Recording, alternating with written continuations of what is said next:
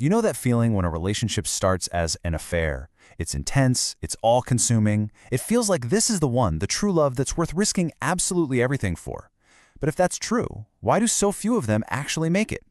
Now, this isn't about pointing fingers or passing judgment, not at all. It's about looking at the psychology and some really surprising data behind a massive life choice. So let's get into it.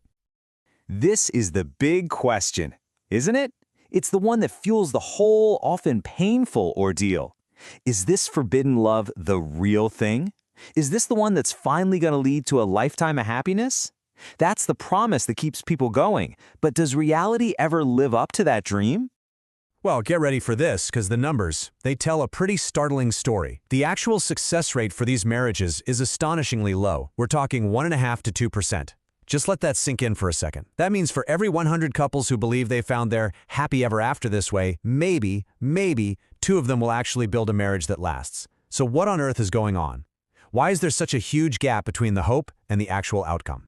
To understand why so many fail, we have to go back to the very beginning. We need to get inside the mindset that gets them there in the first place, and it all starts with a powerful and deeply romantic illusion.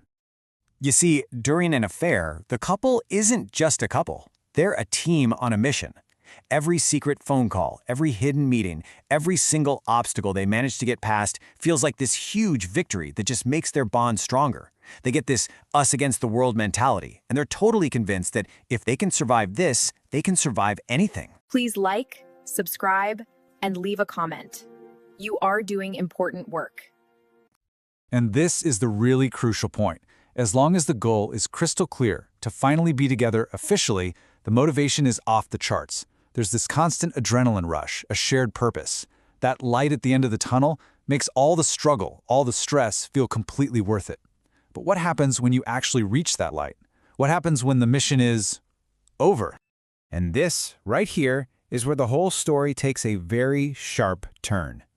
The goal has been achieved, the divorces are final, they're free to be together, and that beautiful romantic illusion just shatters. The source material we're looking at uses this really powerful metaphor. You think you're finally stepping out of the dark tunnel and into the sunshine, but instead, you walk straight into a swamp.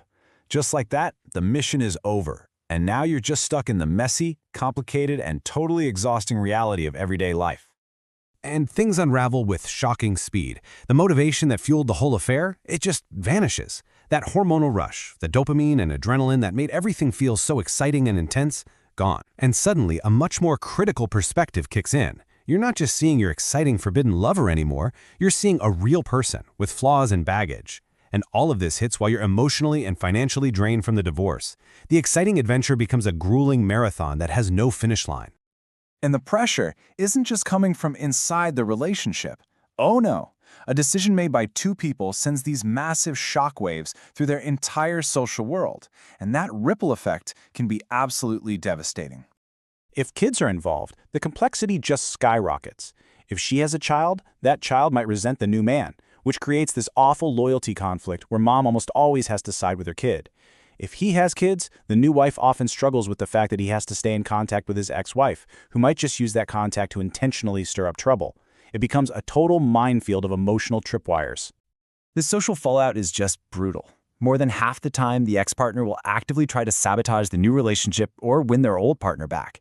Friends often feel like they have to choose a side, and so they just pull away. Business relationships can get really strained. You lose an entire set of in-laws. Your whole world just starts to shrink, leaving the couple more and more isolated.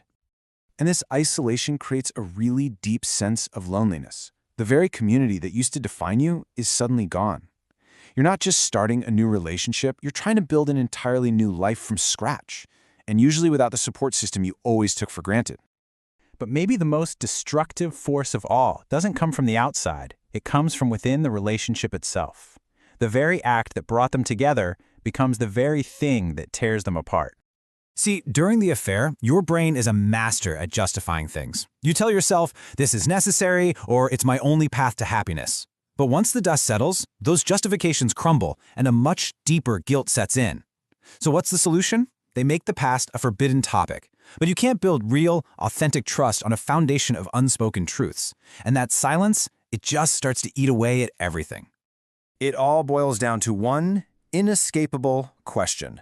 If you lied with me, How do I know you won't lie to me? That doubt hangs over everything. It leads to constant suspicion, interrogations, and a jealousy that just spirals completely out of control because trust was broken from the very start. Now, if the psychological and social pressures weren't enough, let's look at the cold, hard data, because it paints an even clearer picture about the patterns of infidelity. You know, there's that old saying that really captures this idea perfectly. And while I might sound a little cynical, the data shows it's disturbingly accurate. And the data here is just staggering. Look at this first bar. A full 96% of people who admit to cheating on their current partner have also cheated in the past. Now compare that to the other bar. Of those who are currently faithful, only 17% have ever cheated. The conclusion is clear as day. Past behavior is an incredibly strong predictor of future behavior. So the takeaway from the numbers is stark. While yeah, people can change, the data shows a really strong tendency for people to fall into one of two camps. You're either consistently faithful or you're serially unfaithful. That hope that this time it's different is often clashing with a deeply ingrained pattern of behavior. This quote from the source really sums up the whole cycle perfectly. Couples often leave a relationship thinking they're escaping a set of problems, only to find out they've simply swapped them for a new and often much more complicated set of problems in the new relationship. Ultimately, it all comes down to this. Deceit and betrayal, they're just not strong building materials. A house built on a cracked foundation is always going to be unstable, no matter how beautiful it might look from the outside. And this is the real core lesson. So many people in an affair believe happiness is a destination, a person or a place they can finally arrive at. But real, lasting happiness in any relationship isn't a destination. It's the daily, sometimes difficult and rewarding work of building trust, of communicating, and of facing problems together, not running from them. So we're left with this final thought. If happiness truly is a journey and not a destination, what does it mean for the entire trip if the very first step you take is on broken ground? Please like, subscribe, and leave a comment. If you want to overcome betrayal, break toxic cycles, take control of your relationship choices, read How to Deal with a Love Triangle. The link is below the video.